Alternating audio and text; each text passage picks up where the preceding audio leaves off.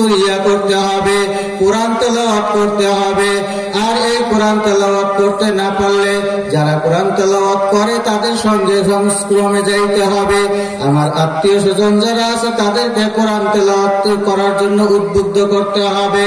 যখন তারা পারবে না তখন তাদেরকে শিখার জন্য কিন্তু মাদ্রাসায় পাঠাইতে হবে।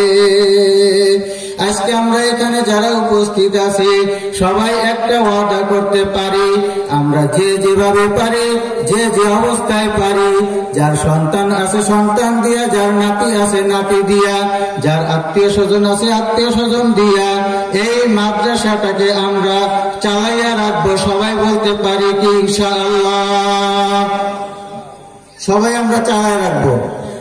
মাদ্রাসার ভিতরে আমাদের সন্তানদেরকে দিব, আমাদের আত্মীয় স্বজনদেরকে দিব, তারা মাদ্রাসায় লেখাপড়া করবে, আলেম হবে, হাফেজ হবে। তারা যখন আলেম হাফেজ হবে তখন কিন্তু তারা কোরআনের তেলাওয়াত করবে। আর যখন তারা কোরআনের তেলাওয়াত করবে তখন কিন্তু আমি সবচেয়ে দামি লোকের